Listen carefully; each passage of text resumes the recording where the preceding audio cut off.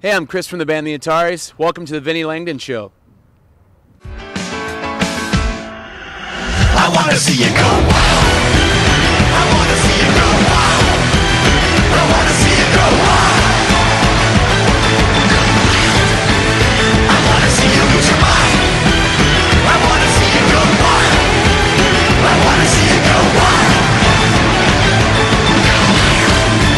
I wanna see you lose control. Sometimes you need to go loco. Sometimes you need to explode. Sweat will slow when the camera rolls and the television says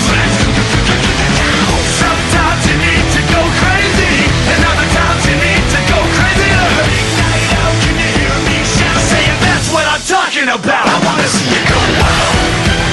I wanna see you go wild. I wanna see you go wild.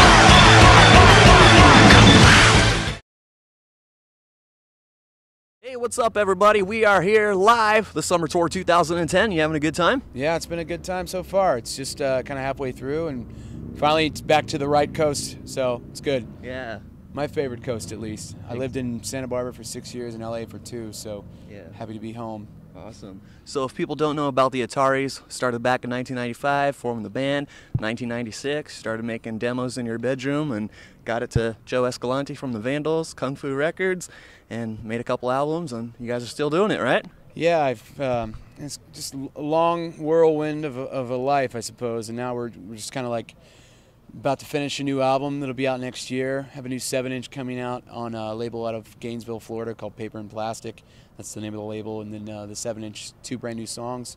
That's out this month. So yeah, it's been a good time. I'm just excited to still be doing it, you know. All right. So a lot of people ask you, a lot of people, people with bands try to go ahead and do cover songs, and sometimes they're successful, get on the Billboard charts, and some of them they fail. But you guys, Don Henley's Boy of the Summer. The song was like an accident, really. I mean, we did that song as my grandmother had passed away, and that was a song that I chose to cover because when I was 8 and I'd go down to visit her when my parents were divorced, that was the song that was on a record that was out that year when I was 8, and she took me out to pick out an LP at the local store because it was a really hurricane-ridden season in Florida where they lived, and so I was kind of stuck inside. So she was like, "Here, I'll buy you an album, and you can pick whatever you want. So when you're sitting around the house, you'll at least have something to do." So bought that album, and then she passed away years and years later, and I chose to cover that song because it reminded me of her.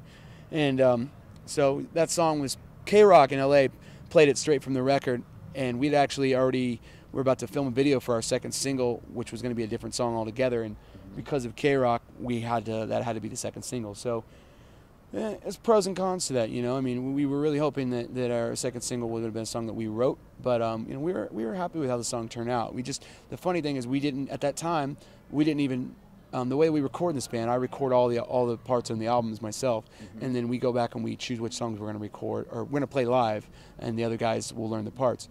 So at that point, we had never played Boys of Summer live, so we literally had one day to all right, we got to learn this song because we were playing K-Rock Weenie Roast in LA, and they were like, "Oh, you got to play the song because we have the single now in rotation." So we're like, all right. So it was kind of a bum out, but also it's a blessing and a curse, Yeah, exactly. And on the top Billboard charts, and the song being played in all the radio across the country, and hey, it was a good thing, right? Yeah, it's all right. Yeah. Yeah, you want to share your original writing skills and your talent. And to me, I just never really think about any of that stuff. It's like I'd be happy, being out in our van playing for 10 people, or playing those big radio shows and stuff. To me, honestly, I kind of enjoy the smaller end of the spectrum. I like going out playing things that are kind of more in our control. When I started this band, I really liked being able to steer it all myself, and we could at that level, but it's so, we never had anybody at labels or anywhere ever try to interject, because we had already built our band and sold enough records to where we got to that point. We signed to Columbia at that time. We always kind of had our say, and we never let anybody deter what my vision was. But I think it started to get the best of me when at that time in my life it was to try and steer a ship of that size when you're out playing those huge venues, it's kind of really impossible. So you kind of got to give up some of the control unless you want to have a heart attack, So yeah, I mean, I enjoy it more at this level when we're playing intimate places and taking it to the fans on a small level, Yeah, exactly. So that's more my where I'm at in my life and where I've always felt. So you guys started off with Kung Fu Records, and then when that expired, got to Columbia, and they helped you push out, So Long Astoria, and a lot of bands, they think, oh, since, I'm a new upcoming band, I should get signed to one of those major record labels. But once you guys got off of Columbia, you guys started your own record label, right? Well, we used our name imprint on a with distribution of a really strong indie. They had put out Morrissey and Tegan and Sarah and some other artists. Sanctuary was that label, but it was really we really didn't have our own label. We had no interest in. I mean, they just gave us the option to use an imprint of our own name. So we were like, all right, cool. In case we ever wanted to put something out beyond that of our own. We at least had that option, right. But yeah, I mean, we thing with Columbia, it's kind of the same with all major labels. Everyone internally was getting fired or quitting at the label. It was just corporate downsizing. It's America at its finest, and so when we got wind that the president was going to step down, we went to them and like, hey, well, we don't want to be stuck here with nobody here that we worked with when we got signed, because we're going to get lost in the shuffle. So he was nice enough to let us go. We walked away, kept our record, recorded a few more songs, took it to a strong indie. Thing with the Sanctuary, they folded 4 months later because the same reasons. And they were like, well, we're a strong management company. We're going to go ahead and just be Sanctuary Management and manage the bands we manage, but we're not going to put out any records henceforth. So from that, we really haven't worried about it. We've recorded a lot of songs, but as far as a label, I mean, I really feel in this day and age, labels are about as important as it's pretty pointless. I mean, if you go out and bring your music to people are going to find your music online. Bands do not sell records anyway.